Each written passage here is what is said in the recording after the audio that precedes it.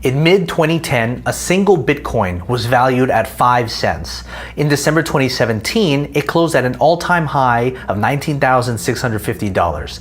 As of this video, it's at about $5,200. That means if you bought $100 worth of Bitcoin when it was at 5 cents, you'd have $39 million at its height.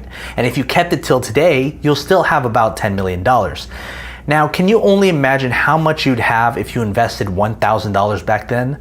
Obviously, hindsight is 2020, and not many people knew it would go up so much. But the question moving forward is, Bitcoin worth buying now?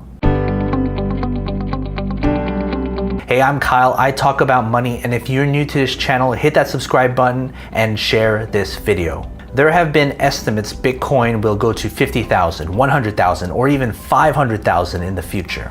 This might sound nice, and in fact, it's easier than ever before to buy Bitcoin. But should you?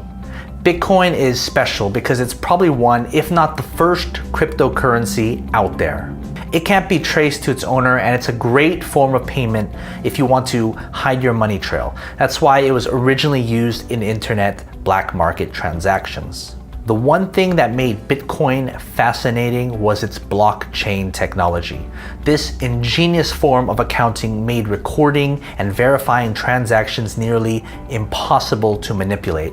That's why large tech companies and even banks are embracing blockchain.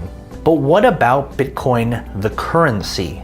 You may know that Bitcoin isn't the only cryptocurrency out there. There's over 2,000 digital currencies in the world right now. You may know a few like Litecoin and Ethereum, but there's also Nexo, Cred, Gifto, and so many others that are either unique or derive their value from other cryptocurrencies. What makes Bitcoin any different? Some are even jumping to Litecoin and other cryptos because it's a trend. That's the problem with Bitcoin. Once you've extracted the method of blockchain technology, Bitcoin just becomes another form of currency no different than the ones you are given when playing a video game. Sure, the price of Bitcoin may continue to go upwards, but why should it? In fact, why should any single cryptocurrency rise dramatically? The winners of this whole Bitcoin bubble are those who bought it when it was mere pennies. And even at $600, you'd still be a winner. But for those entering late are not going to make a lot of money. Most will actually lose some.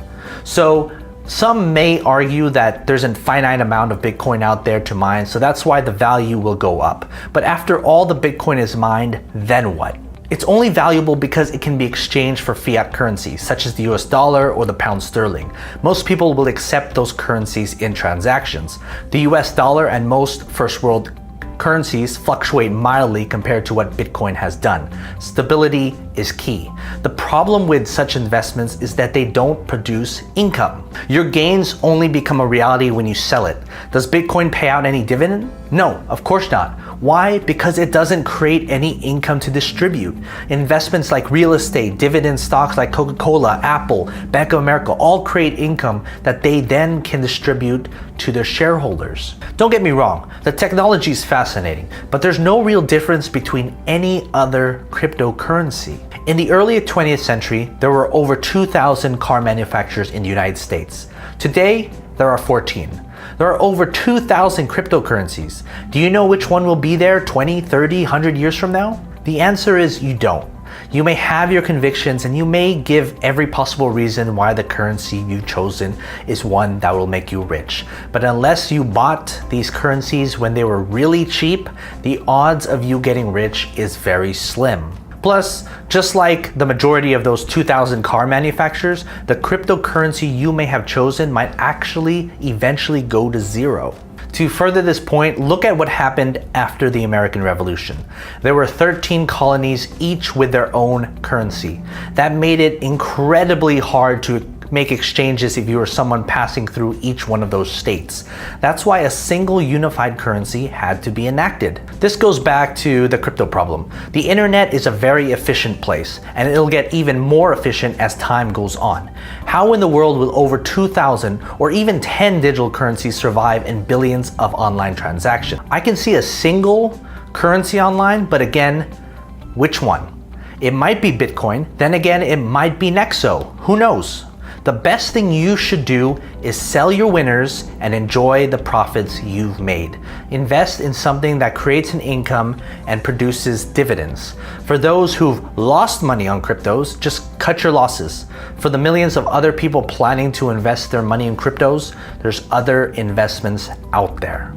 There will be a lot of people claiming this crypto or that crypto is the one. They may even show you their Lamborghini to prove that they're right, but they don't know. No one knows.